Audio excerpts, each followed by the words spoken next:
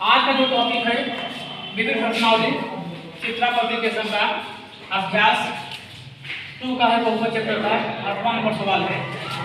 2x³ - 15x² plus 37x - 30।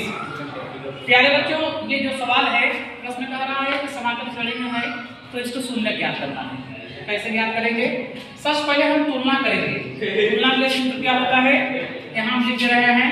तुलना के लिए सूत्र होता है प्यारे बच्चों ax³ + bx² + cx + d। इससे क्या होता है प्यारे बच्चों? तुलना।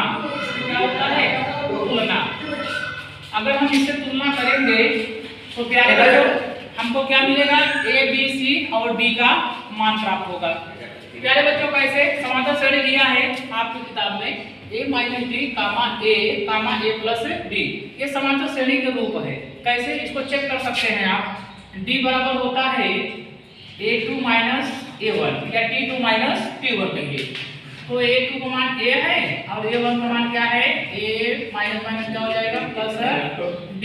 जब ये कैंसिल हो जाएगा कितना आ जाएगा? समांतर d। समांतर कितना आ जाएगा? d। तो प्यारे बच्चों ये आपका क्या है? समांतर श्रेणी में। इस पद को हम क्या लेंगे? समांतर श्रेणी में। तो अल्फा बराबर हम क्या मान लेते हैं? a - d। और हम बीटा बराबर क्या मानेंगे? a। और गामा बराबर क्या मानेंगे? a + d। प्यारे बच्चों एक सूत्र होता है अल्फा + बीटा + गामा बराबर होता है -b/a। तो अल्फा का मान क्या है? a - b है। और बीटा का मान क्या है? a है। और गामा का मान क्या है? a + d है। क्या होता है? -b/a। तो b का मान क्या है? -15 माइनस प्लस 15 हो जाएगा। और a का मान क्या है प्यारे बच्चों? 2। अब देखें प्लस b और माइनस d ये दोनों कैंसिल होगा। 1 2 3 है तो 3 ही हो गया। बराबर 15/2 है। ये 3 हम कंगा करते हैं, नीचे कर देंगे। 3 × 5 = 15। a बराबर क्या आ गया? 5/2। एक मान हमको मिल गया। अब क्या करेंगे? Alpha beta gamma. Alpha × beta × gamma क्या होता है? -b/a। तो अल्फा का मान क्या है? a - d। और बीटा का मान क्या है? a। अब गामा का मान क्या है? a + d है। -b/a। तो d का मान तो -30 है।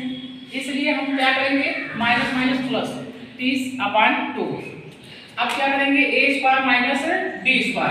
एक कोष्ठक में a + b और एक कोष्ठक में a - b। क्या होता है? a² - b² सूत्र होता है। तो हम यहाँ b के स्थान पे d है प्यारे बच्चों, इसलिए a² - क्या हो गया? d²। अब ये a का मान रखिए 5/2। 5 को रख करिए 5 × 5 = 25, 2 दूनी 4 और -d²। यहाँ एक मान रखिए। अब क्या करेंगे? 25/4 और प्यारे बच्चों -d² है 5/2। इसको हम क्या करते हैं? नीचे करेंगे तो ये क्या हो जाएगा? जो हर है वो अंश में हो जाएगा, जो अंश है वो हर में हो जाएगा। 5 × 3 = 15, 3 दूनी 6। तो 25/4 -d²। पक्षांतर मतलब प्यारे बच्चों 4 × 6 = 24। 24 में से 25 गए -1/4। यहाँ माइनस कैंसिल हो गया। b बराबर कितना आ जाएगा? 1/4 का वर्गमूल होता है। 1 का वर्गमूल 1 होता है और 4 का वर्गमूल 2 होता है। b का मान क्या आ गया? 1/2।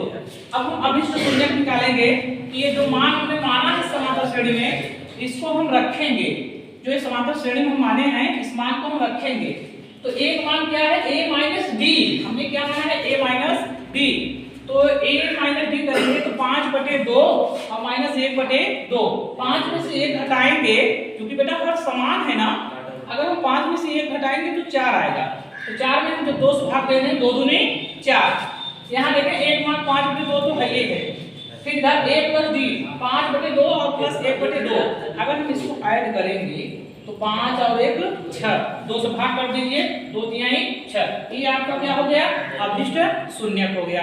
प्यारे बच्चों अगर ये वीडियो अच्छा लगा हो तो आप लाइक और सब्सक्राइब करना ना भूलें, क्योंकि जहां जा वहां राह।